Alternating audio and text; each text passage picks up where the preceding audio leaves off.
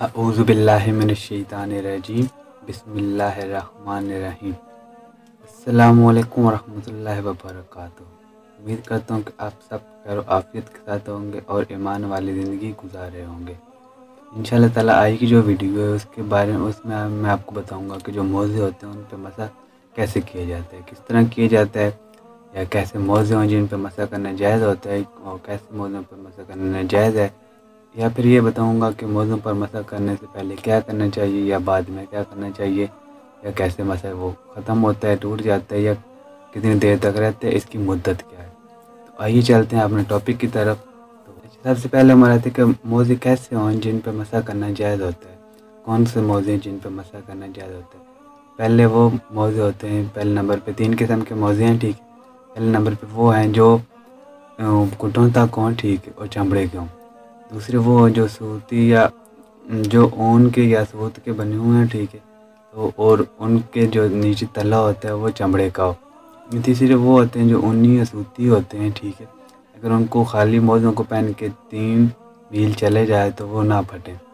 دوسرے نمبر پہ یہ کہ موزوں پہ کب مسح کرنا جائز ہوتا ہے۔ اس وقت موزوں پر مسح کرنا جائز ہوتا ہے جب ہم نے وضو کیا ہو، وضو کرنے کے بعد ہم نے موزے پہن لیے ہو، موزے پہن کر پھر ہم اگر ہمارا وضو ٹوٹ جاتا ہے تو اس کے بعد ہم پھر وہ موزے اتار کے پاؤں نہیں دھوئیں گے بلکہ اس کے اوپر مسح کر لیں گے تو ہمارا وضو ہو جائے گا۔ اچھا، اس کے بعد ہمارا یہ بنتا ہے سوال کہ موضوع پر کتنے دن تک بلکہ مسح کرنا جائز ہوتا ہے۔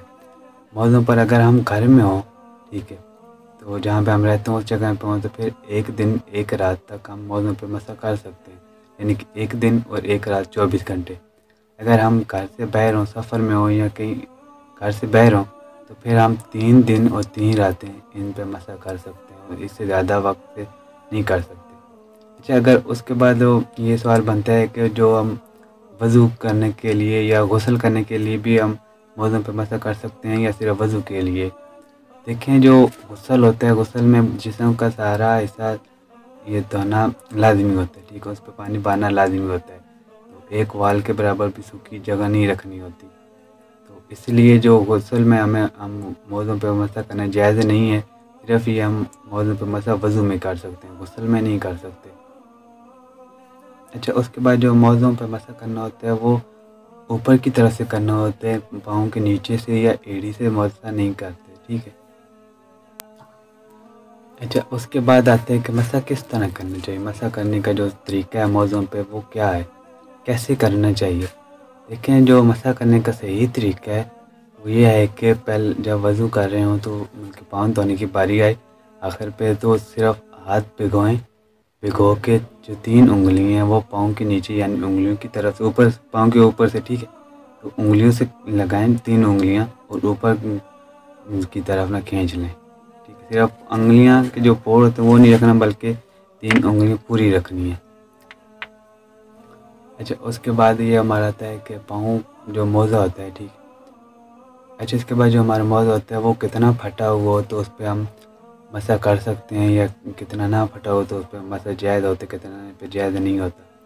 دیکھیں، اگر ہمارا جو موزہ ہے وہ اتنا پھٹا ہوا ہے کہ جو پاؤں کی سب سے چھوٹی انگلی ہے، ٹھیک ہے، جس کو تو اگر اس کے جتنا پھٹا ہوا وہ باہر نکل آئے تو اس پر مسح کرنا جائز نہیں ہے۔ اگر اس سے کم ہو، ٹھیک ہے، تو پھر اس پہ ہم مسح کر سکتے ہیں، یعنی کتنا پھٹا ہوا موزہ ہو کہ اگر اس جو چھوٹی انگلی ہے وہ باہر نہ نظر آئے، ٹھیک ہے، باہر نہ نکل سکے تو پھر اس سے ہم اس پہ مسح کرنا جائز ہوتا ہے، ادروائز نہیں ہوتا۔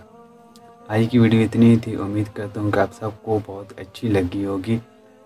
اللہ پاک ہم سب کو اس پہ عمل کرنے کی توفیق عطا فرمائے اور صحیح دین سیکھنے کی توفیق عطا فرمائے۔ السلام علیکم ورحمۃ اللہ وبرکاتہ۔